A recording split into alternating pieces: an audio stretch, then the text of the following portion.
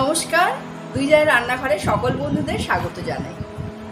আজকে তোমাদের সঙ্গে একটা সবজি শেয়ার করব।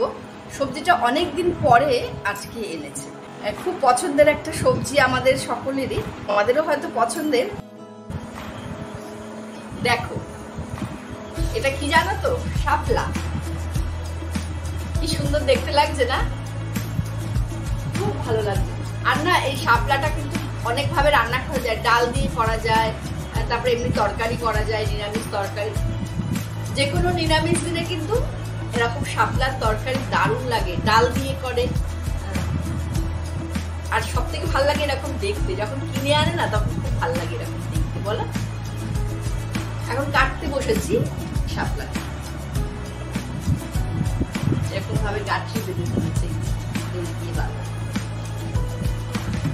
আমার তো মনে হচ্ছে এটা খুলতেই ইচ্ছা করছে না, মনে হচ্ছে এরকম গাঠি বেঁধেই রেখে দিই। কি ভালো লাগছে দেখতে না? কিন্তু কাটতে তো হবেই, রান্না করতে গেলে তো কাটতে হবে। আগামীকাল রান্না করব, তাই আজকে রাত্রিবেলা কেটে রাখছি। রান্না করব আগামীকাল। ও এটার মধ্যে কিরকম ভাবে বলো তো? এরকম ছোট ছোট করে আলাদা আলাদা করা আছে। এই যে এরকম ভাবে করার আছে, এরকম অনেকগুলো আছে। এগুলোকে সব একসাথে করে একটা করে দিয়েছি। শাপলার এই ফুলগুলোকে ফেলে দিলাম। এই ফুলগুলো কিন্তু খায় না। আর ওপর থেকে খোসাটা ছাড়িয়ে নিয়ে ছোট ছোট করে টুকরো টুকরো করে কেটে নিচ্ছি। আর যেমন করে কচুর শাক কাটা হয় না, ওরকমভাবেই কিন্তু শাপলাটা কাটতে হয়।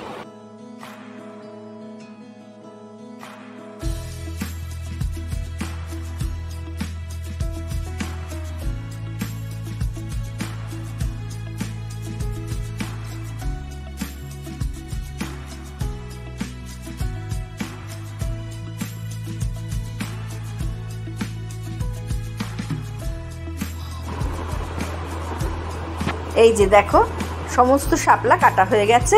প্রায় 1 ঘন্টা লাগলো আমার এই শাপলাগুলো কাটতে।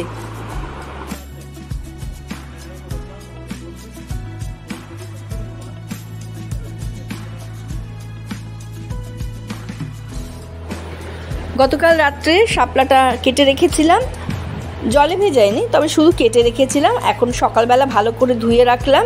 আর এখন খুব ছোট ছোট করে ডুমো ডুমো করে আলু কেটে নিয়েছি। এখন শাপলাটা রান্না করব। কড়াইতে দিয়ে দিলাম সর্ষের তেল।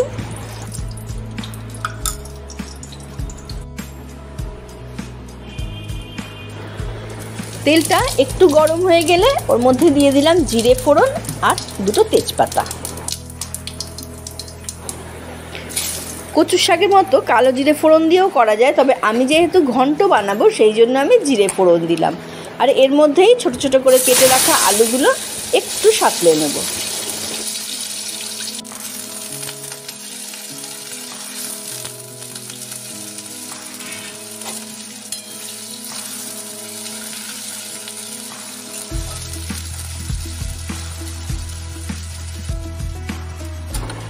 আর এই যে দেখো, কড়াইতে আলুটা দেওয়ার সঙ্গে সঙ্গে এত তেল ছিটেছে যে আমি তেলটা না মুছে রান্নাটা করতে পারছি না। তেলটাকে আগে একটু মুছে নিলাম।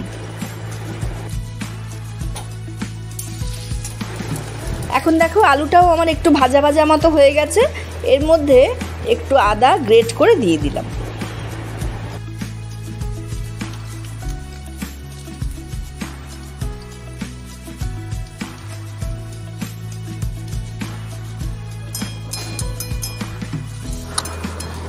আলুটা ভাজার সঙ্গে সঙ্গে আদারও কাঁচা গন্ধটা চলে গেছে। এর মধ্যে একে একে সব মশলা দিয়ে দেবো। আর মশলা বলতে তো আমাদের হলুদ, জিরের গুঁড়ো, আর দিয়ে দিলাম একটু লঙ্কার গুঁড়ো, আর স্বাদ মতো নুন আর চিনি দেবো। এই তো মশলা ঘন্ট করতে যে আমাদের ঘরোয়া মশলা লাগে, সেই মশলা কটাই দিয়ে দিলাম। ভাজা আলুর সঙ্গে সমস্ত মশলাগুলো খুব ভালো করে কষিয়ে নিচ্ছি। আর এই যে নিয়ে আসলাম গতকাল কেটে রাখা শাপলাগুলো, ভালো করে ধুয়ে নিয়েছি। আর এখন ডাইরেক্ট দিয়ে দিলাম কড়াইতে। খুন্তি দিয়ে ওপর নিচ করে নিচ্ছি, কারণ নুনটার সঙ্গে শাপলাটা যত তাড়াতাড়ি মাখামাখি হবে, শাপলার থেকে প্রচুর জল বেরোবে। আর এই জলটা টানতে কিন্তু অনেকটা সময় লাগবে। ঢাকা দিয়ে রাখবো, মাঝে মাঝেই একটু নাড়াচাড়া করে দেবো। মাঝে আরও একবার দুবার আমি নাড়াচাড়া করে দিয়েছিলাম। আর এখন দেখো শাপলার পরিমাণটা অনেকটা কমে এসছে, তার মানে জলটা অনেকটা টেনে এসছে। শাপলাটা যখন দিয়েছিলাম কড়াইটা একদম ভরে ছিল, এখন দেখো কতটা নেবে গেছে তরকারিটা। আরও কিছুটা সময় লাগবে এই জলটা টানতে। বেশ কিছুটা জল টেনে যাবার পরে আমি এখন দিয়ে দিচ্ছি স্বাদ মতো চিনিটা। যেদিন এই শাপলা রান্না করতে হবে সেদিনকে কিন্তু অন্যান্য রান্না একটু কম করতে হবে, কারণ এটা রান্না করতে অনেকটা সময় লাগবে, জলটা শুকোতে অনেকটা সময় লাগবে। তো নাবানোর আগে আমি দিয়ে দিয়েছিলাম গরম মশলা। তৈরি হয়ে গেল শাপলার ঘন্ট। যদি আজকের এই রান্নাটা ভালো লেগে থাকে তাহলে অবশ্যই আমাদের চ্যানেল সাবস্ক্রাইব করে লাইক, শেয়ার আর কমেন্ট করে দিও। পরের দিন আবার কোনো নতুন ভিডিও নিয়ে তোমাদের সঙ্গে দেখা হবে। আজ আসি, ধন্যবাদ।